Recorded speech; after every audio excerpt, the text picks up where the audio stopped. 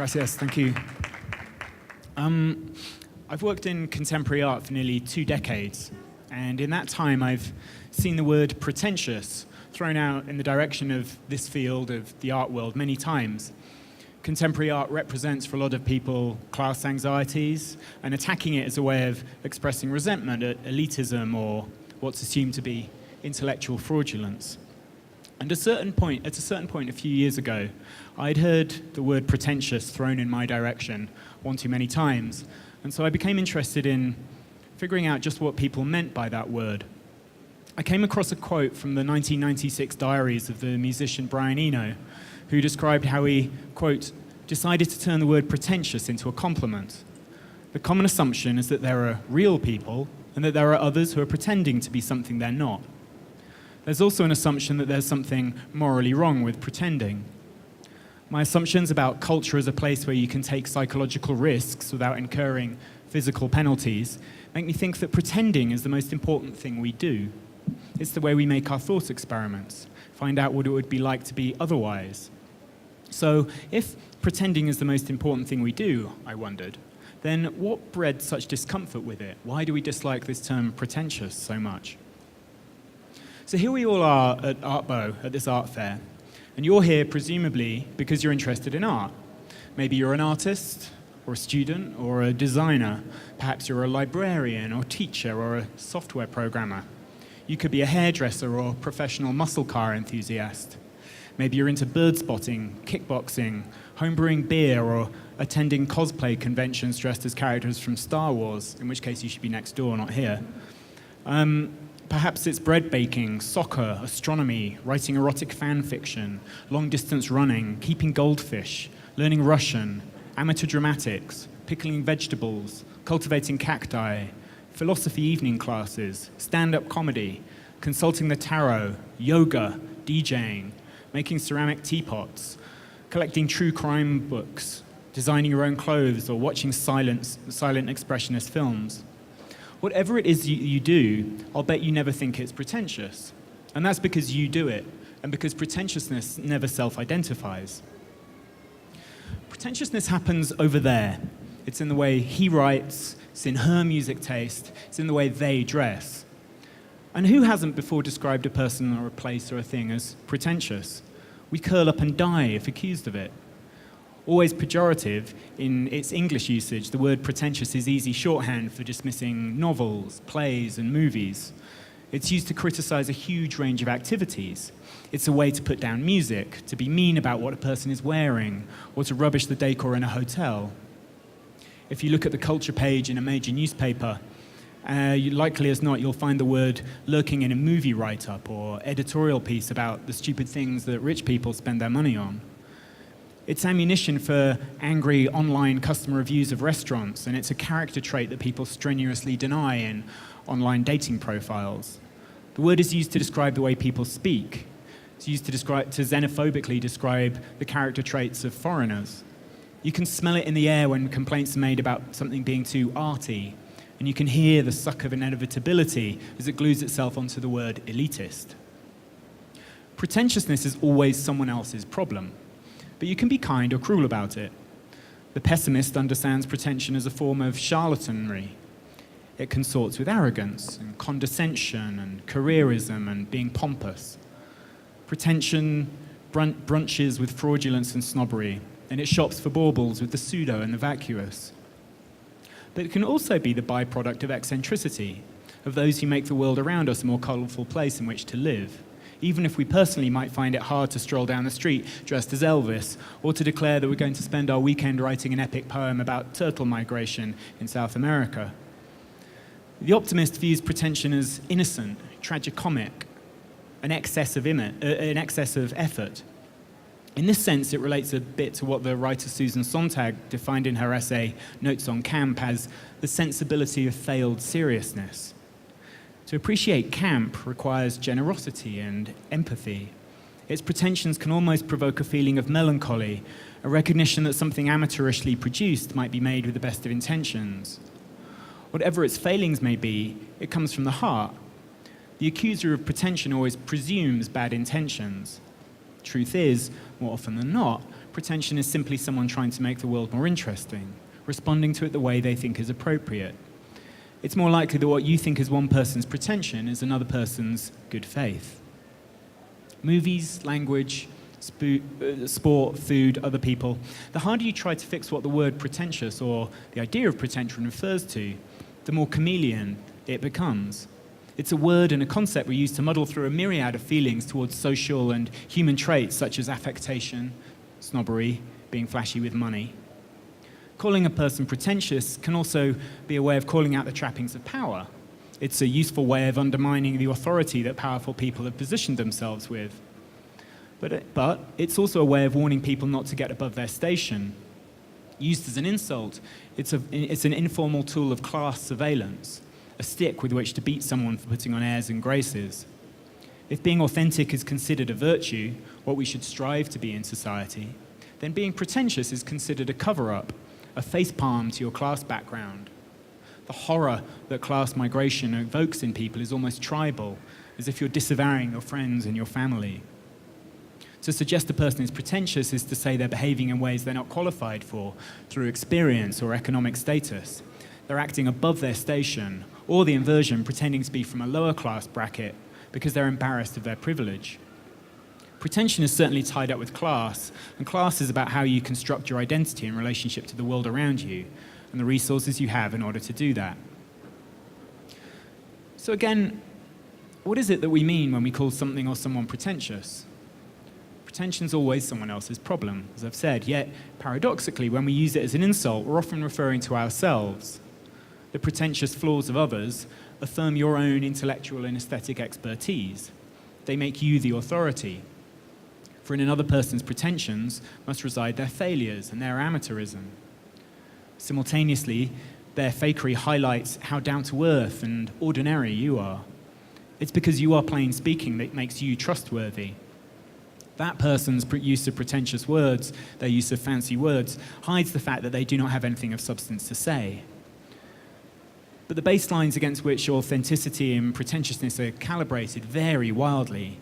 The accuser of pretension, naturally thinking themselves to be the real deal, in possession of an educated and discerning mind, must surely believe that somewhere else in the world there's a genuine article, that the pretentious thing or person aspires to be is pretending to be, but is falling short of or exaggerating it.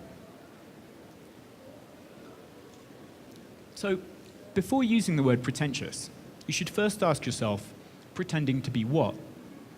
The Oxford English Dictionary defines pretension as being a claim to have or to be something, and the adjective pretentious as trying to impress by pretending to be more important or better than one actually is. Yet this denouncer of pretentiousness rarely says both what's being aspired to and just why it is that the subject in question fails to make the grade. When a person decides that a restaurant is pretentious, the authentic restaurant to which it's being compared and the values that provide this one great true restaurant with its bona fides are seldom revealed. It's worth taking a moment to look at the origin of the word pretentious, and this might provide some clues as to our allergies towards it. It comes from the Latin prae, meaning before, and tendere, which means to stretch or to extend. It gives us the word pretentious. Think of it as holding something in front of you, like actors holding a mask in a Greek theatre.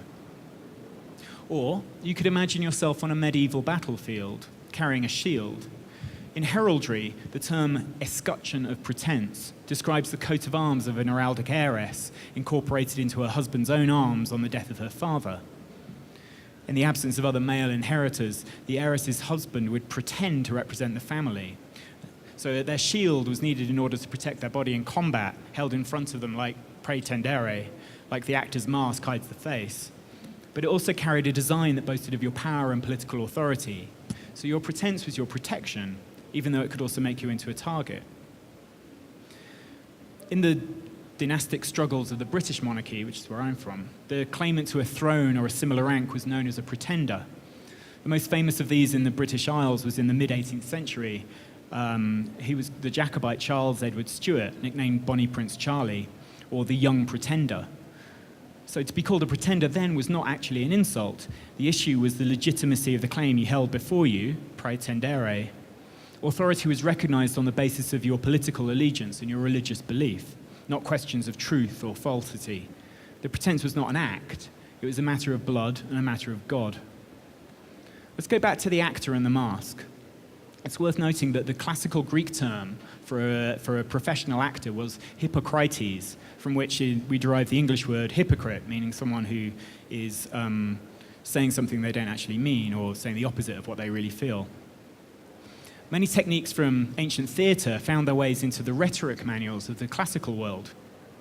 In his treatise on rhetoric, Aristotle extrapolated from the Greek theatre the different categories of presentation used on stage by the Hippocrates of the day, individuals, actors who could command the intentions and emotions of large audiences.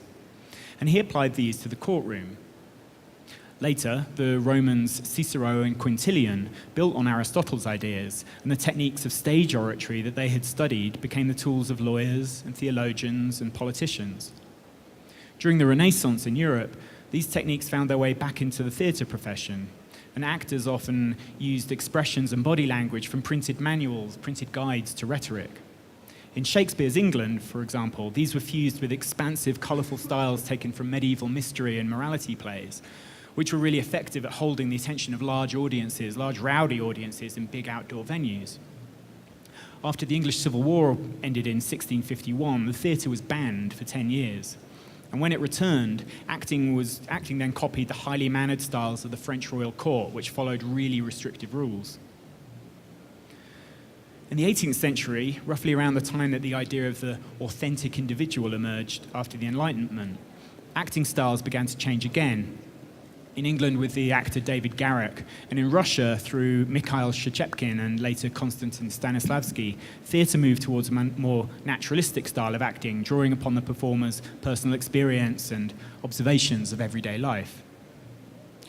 Leaping ahead a little, in the early 20th century, Russian exiles brought these theories of naturalistic acting, particularly those of Stanislavski's system, to the USA, where Lee Strasberg developed the method, which encouraged actors to physically live through the experiences of the characters that they were to play. And this was to become an influential technique in 20th century cinema. Think of Robert De Niro putting on 60 pounds in weight in order to play the boxer Jake LaMotta in the film Raging Bull, or Daniel Day-Lewis learning to hunt and survive off the land for his role as the Native American tracker Hawkeye in The Last of the Mohicans. Bertolt Brecht came into contact with Stanislavski's theories through Russian exiles as well, but in 1920s Berlin.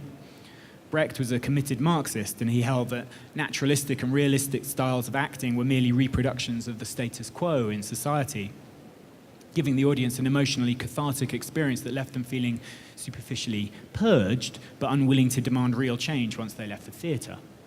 Brecht believed that it was the actor's job to make the audience aware that social reform was possible, and so he developed the concept of epic theatre, in which the audience would be made critically aware that the action they were watching on stage was an artificial representation of real life. Brecht had also come under the influence of Chinese theatre in the 1930s after watching the actor Mei Lan Fang perform in Moscow. His ability to appear both in character and yet also remote from the role was to influence Brecht's theory of the alienation effect and his interest in emphasizing the artificiality of the stage play. So what does this back of an envelope thumbnail history of acting demonstrate about pretension? External gestures taken from rhetoric, slowly turning towards an emphasis on psychological drive and the inner truth of character. The subsequent evolution of complex relationships to both artifice and naturalism. So one thing that this history of professional pretending loosely tracks is the evolution of authenticity as a value in Western society, a complex and contradictory value that's come to dominate contemporary ideas of identity. So if you understand the roots of authenticity, you get partway to understanding why pretension is so toxic. An extremely rudimentary outline of those roots. In Shakespeare's era, people acted a part in a rigid social system. So like actors adhering to a set of external gestures learned from manuals of rhetoric. If you're true to the persona you presented to others, then you could commit no falsehood. Being sincere to thine own self, as the line from Hamlet goes, which we saw performed yesterday, was the most important moral aspiration. and that morality was derived from external sources, your place from the social hierarchy and God. Then in the Enlightenment, an unease set in that thine own self was a social construction, and thinkers such as von Herder and Rousseau began to look inwards for an answer, to base their morality on the voice of nature within themselves. Discovering and being true to your nature became the primary moral aspiration. In the modern world, the potential of this authentic individual was key to the march of democratic equality. And discovering the truth of one's inner self, no matter how flawed that might be, became an imperative in romantic and modernist art and philosophy. Just as Shchepkin and Stanislavski, and later Strasbourg, taught actors to find the truth of their roles in personal experience. The artist was to seek creative autonomy. Their moral accreditation would be earned by facing up to pain and suffering, or by having the courage to reflect society's ills in pursuit of their art. In the eyes of a democratic society, pretending to be something other than your true nature is to break a social contract. It's part of the democratic process. And why would you ever squander the right to be yourself? So many millions of lives have been lost defending the right to be oneself from tyranny and ideology, that to explain why seems self-evident, absurd. If you denounce pretension, then you're on the right side of history, upholding the hard-won ideals of democracy. So we see how acting techniques from the stage moved into the legal, academic, and political fields, and drifted back into the theatre, but they stain forever how law and government function. An actor on stage persuades you that they're another person, undergoing emotions, reacting to situations. Lawyers put on an act in order to convince a judge and a jury. Politicians will lie by any means necessary to make voters believe that their promises are genuine. Medical professionals, doctors, act in front of patients to make them feel comfortable or to take their advice seriously as part of their training. So broadly speaking, a discomfort with pretentiousness arises from a discomfort with power or with a fear that nobody is in control, only acting as if they are, holding claims in front of them that they might or might not be qualified to have. Yet, it doesn't take a PhD to recognize that we all act or pretend every day. We pretend to be absorbed in a book to avoid catching the eye of a stranger on the bus.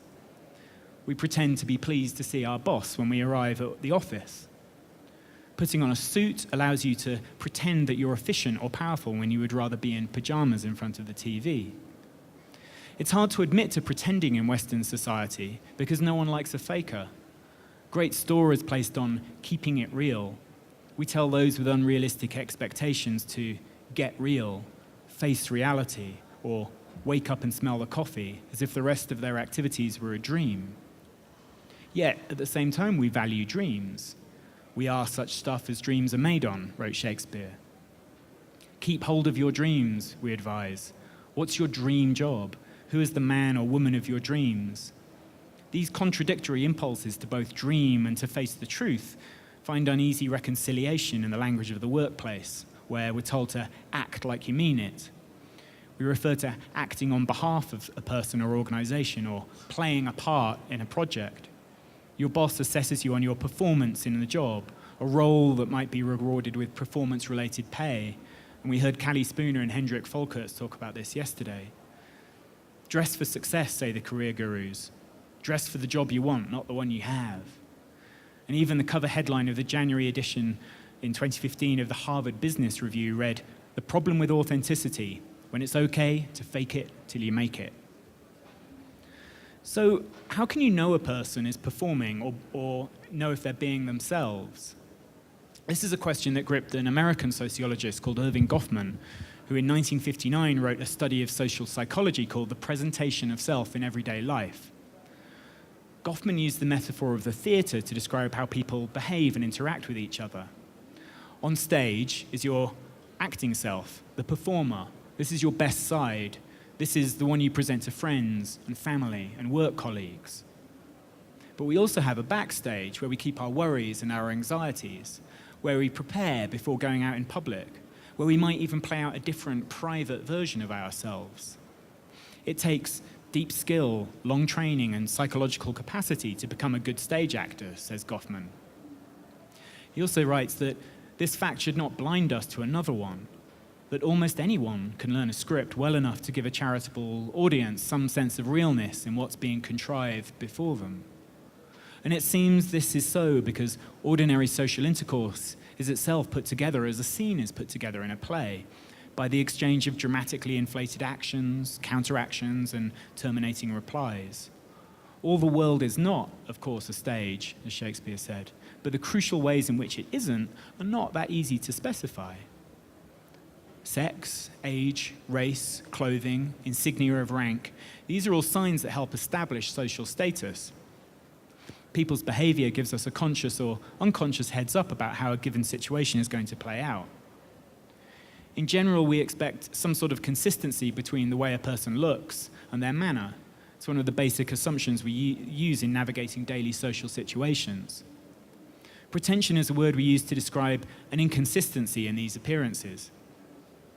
Goffman's interested in situations in which there's a marked discrepancy between the impression a person might be trying to convey and the reality of a given situation.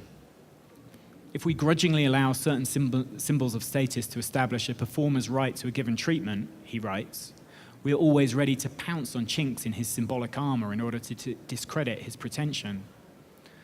Sometimes, when we ask whether a fostered impression of a person is true or false, we really mean to ask whether or not the performer is authorized to give the performance in question. But there are more subjective contexts, such as claiming to be a person's friend or making an artistic judgment. And it's hard to establish how much you should trust their actions or their words. An impostor is more of a threat if they can closely approximate the performance of authority than the person whose act is too wooden. Note that the fear of being given a position of responsibility by an act by accident or by luck rather than achievement is a common anxiety people have about their jobs, and in English we call that imposter syndrome.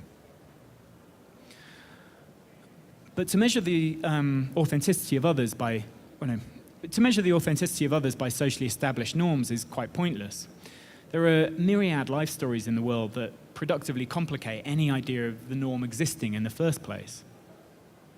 Made in 1990, Jenny Livingston's controversial documentary Paris is Burning follows the participants and organizers of drag balls in late 1990s Harlem, New York.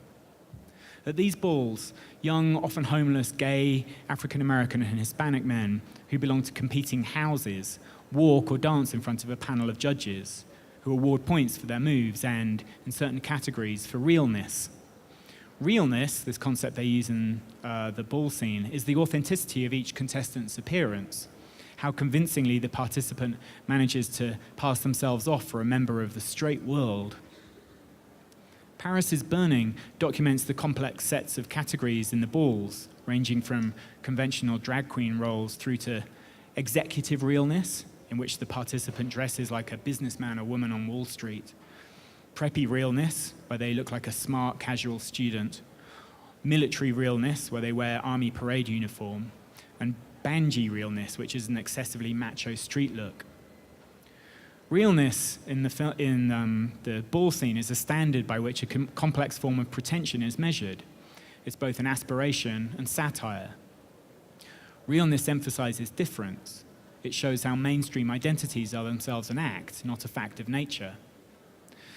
The film Paris is Burning reaffirms all that Irving Goffman observed in his book, The Presentation of Self, about the daily performances of white North American society.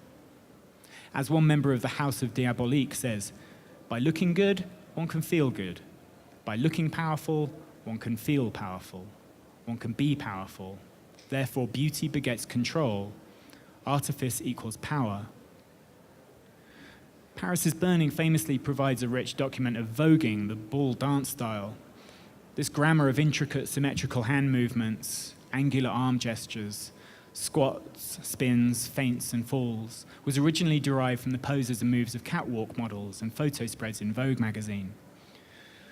Madonna, the queen of pretension, infamously appropriated voguing from the drag ball dancers for a 1990 single and video, also titled Vogue.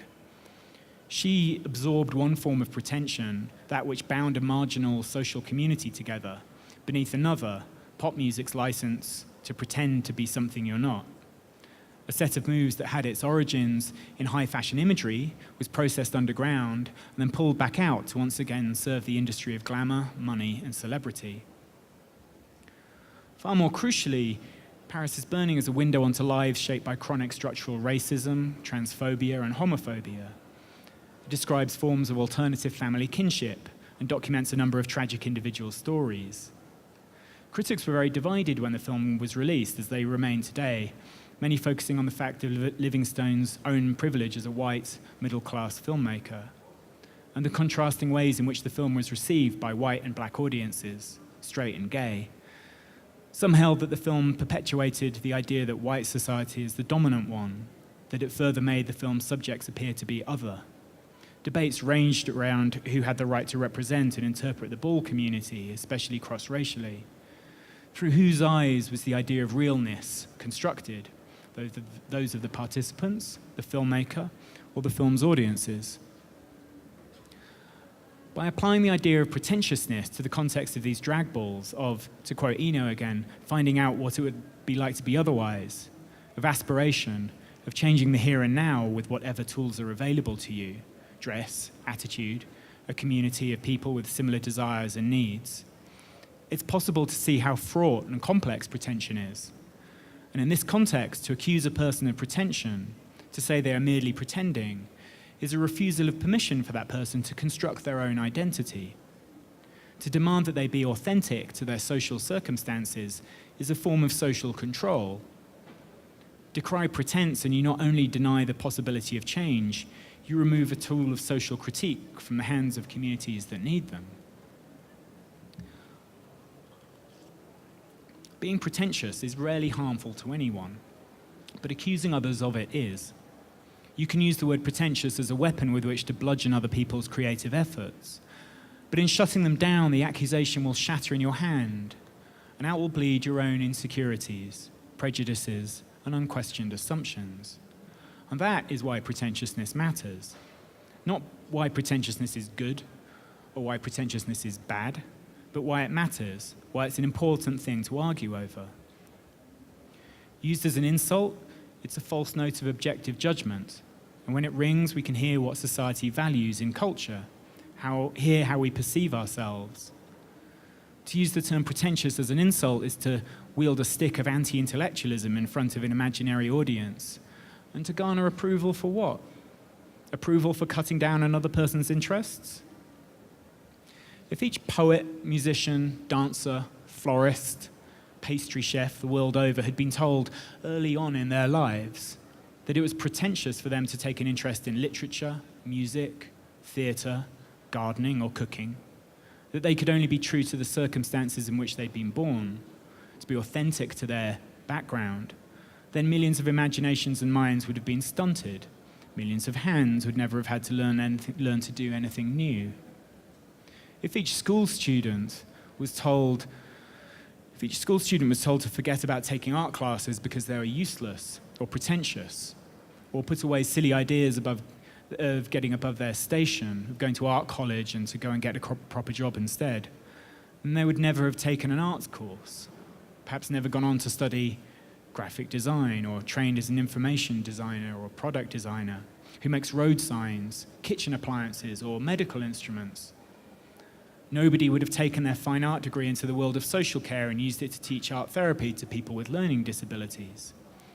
Nobody would have joined a local amateur theatre club and built on their love of acting in order to go and make the comedy films you love to watch.